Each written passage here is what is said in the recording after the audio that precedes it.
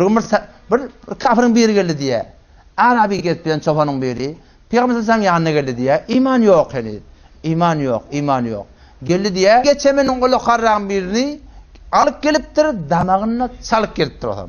O zaman oradan geriye düyeti bilen ya atı bilen. Elinden geriye damak çalıqlı şöyle atır tallak geriye. Peygamber sen el mübarek meclisinde oti gele akan şöyle oktu diye Peygamber sen öyle güp billep düştü diye. Ya Muhammed diye. Eğer şu dirildi. Ondan sonra ve şayetçilik verse ki sen şunun peygamberi men iman getireceksin peygamberliğine dedi. Ona Arabi dille zap diyor zap. Kuçulu temsah ol.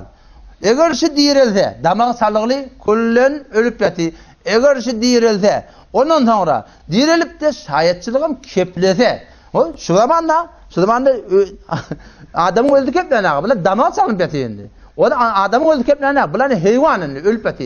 Eğer şu öyle dirildi ondan sonra şayetçiliğim verse ki sen Allah'ın Resulü meni iman getirecek. Peygamber bir ağız ya zap dedi yanka. Gödünü bir ayladı yatan yerine iki ayağına kaldı diye lebbeyk ve sa'deyk ya zeynemen vafa yevmel kıyame lebbeyk ne mi diytin teyyar ve sa'deyk men beter hoşbagt iki cihanın Resulü meni çağırıptı ya zeynemen vafa yevmel kıyame izadike cennetinin hürmetine odalarına ne mi diyen dedi ya ona men tabut dedi ya soraptı onu hayvandan soruyor kime ibadet ediyen diye. Onna diye men fis semai arşuhu men Allah'ın ibadet ediyen ki onun arşı asmanına ve fil ardı sultanuhu onun hükümeti yerin yüzünde ve fil bahri sebiluhu onun yolu deryan yüzünde ve fil nari ikabuhu onun azabı cehennemde ve fil cenneti rahmetuhu onun rahmeti cennette men şunu ibadet ediyen men ene diye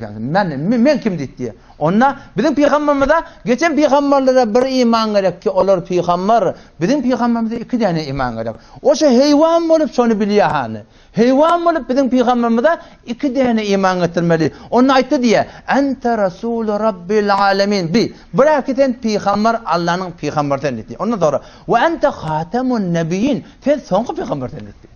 İkisinde bizim peygamber deyse ama son peygamber demese şulardan da iman yok. O hayvan olup şunu biliyor. Ente Resul Rabbil Alemin. Sen Rabbil Alemin'in sen peygamberi. Ondan sonra ve ente Hatemun Nebiyyin. Sen son peygamber. Kad aflaha men saddakak. Bidun şek hoşbagt bolli. Ola demek ki senin iyiliğin ödüste. Ve kad khabe men kezzebek. Bidun şek betbak bolli. Ola demek ki senin Resulün iyiliğini etmedi diye. Arabi gözdepti şöyle gözler dört battı. Allahu Ekber. Hayvan köplepti. Eşhedü en la ilahe illallah. Ve eşhedü enne Muhammeden abduhu ve resulü. Onun gözlerine mucize kökülüp durduğun, Müslüman doğun, Allah tarafı her yılda adacığı bir taraf yadın onu ölüp beten yanına diriltiye.